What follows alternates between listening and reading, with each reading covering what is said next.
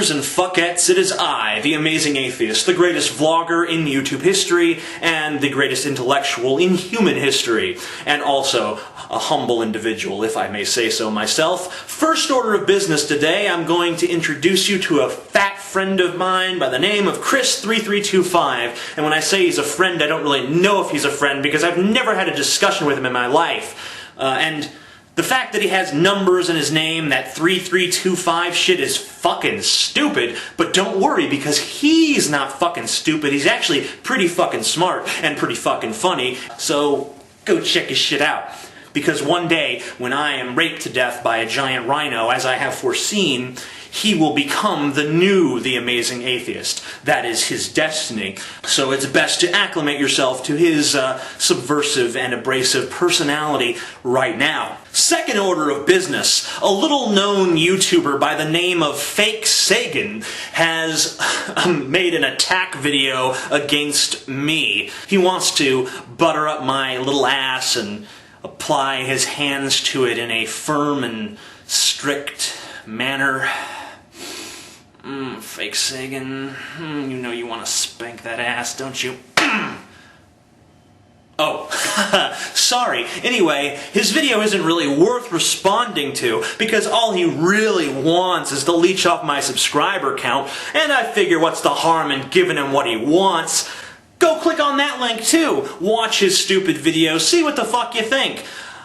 You probably won't think much of it. I know I didn't. I know that most of the people who watched it didn't. But, hey, this is YouTube. We're in the business of making dreams come true, right? Well, not really, but whatever. Click his fucking thing and make fun of him for being a dumbass. I'm gonna put my glasses on for this one because I want to look smart as I talk about it. A lot of people have taken issue with the fact that I portray the US military as a bunch of brainwashed thugs killing in the name of an evil and corrupt totalitarian government. Yeah, the problem is that's kind of the truth, isn't it? And of course the mantra of all the military guys is, we're fighting for your freedom, we're fighting for your freedom, we're fighting for your freedom. Alright, let's take that at face value. Let's say that you really are fighting for our freedom. If that's the case, I gotta say guys, you're not doing a very good job. Just the other day I was sitting naked on a public bench injecting heroin into my eyeballs because all of my other veins have collapsed, while ogling teenage girls playing volleyball, and I was arrested. Why is that? It seems to me like if we lived in a free country, we should be able to do, any fucking thing we want. I mean, if you can't control what you do with your own body, and you can't control what you do with your own mind, because remember, most of these drugs have an effect on the mind. The government is telling you that there are certain mental states that they don't want you to experience. And if you do attempt to experience these mental states, they will incarcerate you, sometimes for as much as 10 years, 20 years. If you don't have the basic freedom to control your own life, then what freedom do you have? We used to have the freedom to protest the things we didn't like in this country, but ever since the Bush administration came into power, we have these things called free speech zones. Oh, you're free here in the free speech zone. Correct me if I'm wrong, but doesn't the Constitution say that all of America should be a free speech zone? Now, maybe you're one of the many Americans who believe that there need to be certain laws to protect us from ourselves. And I can certainly see where you're coming from. I understand that position. I look around this world, and I'm sure that, like many of you, I see a population that I have nothing in common with. I see a population of idiots and degenerates. Now, a lot of you probably look at me as the degenerate, and I look at you as the degenerate, and it seems fair at the end of the day.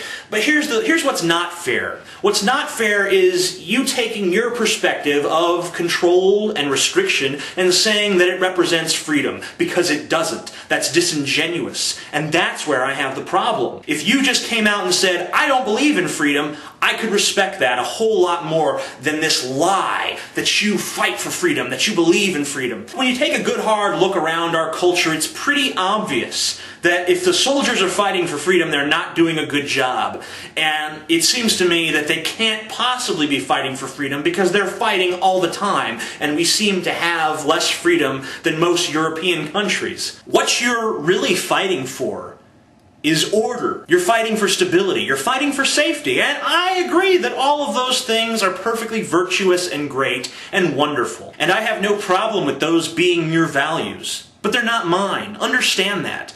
I don't give a shit about order or stability or security. I give a shit insofar as these things make my life slightly easier. But if my choice is to live in a society of regimented security or a society of uncontrollable freedom, I will choose the latter 10 times out of 10, even if it means that I will live a less comfortable life. But that's just me, and I understand that I'm in the minority. But once again, don't come to me and tell me that you're fighting for freedom, because you're not. You never have been. You never will be. Because no giant government creates huge armies and then sends them off into foreign countries to fight for the freedoms that they themselves are restricting. You have to remember that the human survival instinct is a powerful thing. Most of us don't take jobs that are going to be of some great risk to us.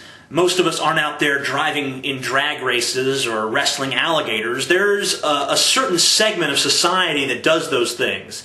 Stupid guys who couldn't make enough money to eke out a living any other way unless they worked at, say, Burger King or something. And no one wants to work at Burger King, and they figure, well, I'm too stupid to have a survival instinct, so I might as well be a gator wrestler. I might as well stick my head into an alligator's mouth to make a living.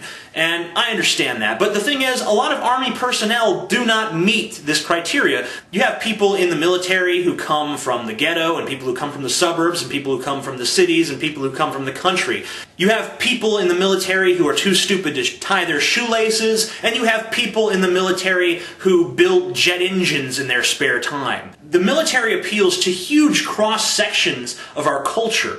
And the reason for this is because it's not sold to us as some kind of daredevil, crazy man type of thing. It's sold to us as being honorable and almost an obligation. You're doing all these noble things. You're fighting for freedom and truth and justice and the American way and other vague things that don't really mean anything upon inspection. So the way that you get these people who represent every segment of our society, the way that you get them to go to other countries and kill for America and die for America is by convincing them that they are part of some larger social organism. In order to do that, you have to convince them, at least to some extent, that they're expendable. And that's why when you look at basic training, you can see the purposeful breakdown of individuality. You can see how they degrade you, they destroy you as an individual, and then they build you up as part of a unit, as part of a team. Nothing wrong with that if that's where you get your kicks. If you want to be part of something larger than yourself, we can all certainly relate to that in one way or another, and most of us belong to some kind of group. Most of us identify with some sort of symbol.